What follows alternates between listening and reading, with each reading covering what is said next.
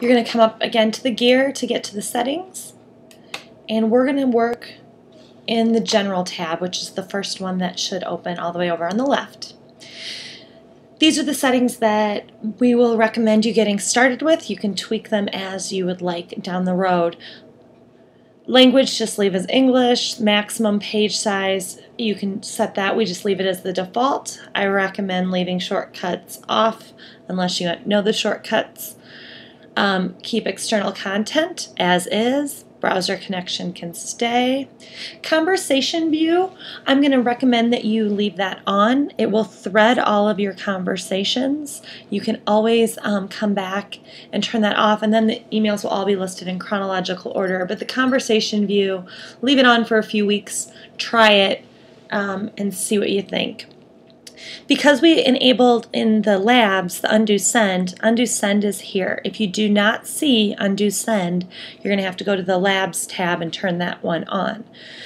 What I recommend for the undo send is to change that to 5 seconds. After you send an email, a little button will appear on the top that gives you 5 seconds to go retrieve that email before it gets sent out.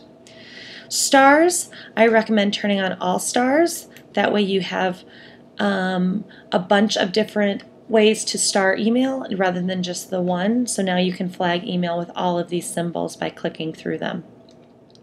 Leave chat notifications on. Mail notifications can you can turn that on or off. So if you want a little flag when you get emailed, like a little pop-up window. Outlook used to do this, so I would say for new mail notifications, turn that on. Buttons, leave that as icons. Here if you want to put a picture, so when you are sending a chat or an email to someone, your picture comes up, you can do this right here. Don't worry about the people widget, leave that. Create contacts autocomplete, leave that as is. Here is where you can type in your signature. If you have a signature, you can just type it in. And you can also, remember, this works just like Google Docs, so if I want to have a web link, I can do that. I can highlight the text and actually create the link using the link button there, so then that will be hyperlinked for me in my signature. So if you're on social media, or if there's a website that you refer staff to frequently, go ahead and throw that in your signature. You can always add a hyperlink to the Grant Wood site as well. You can go to Outlook and copy your signature and paste it in there if you need to.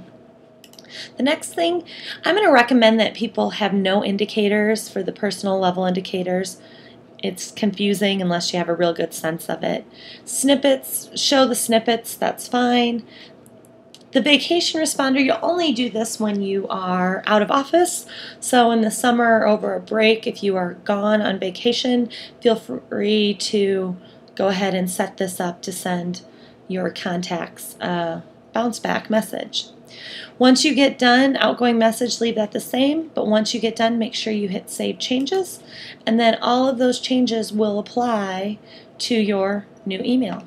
And that's all you need to do for the general settings.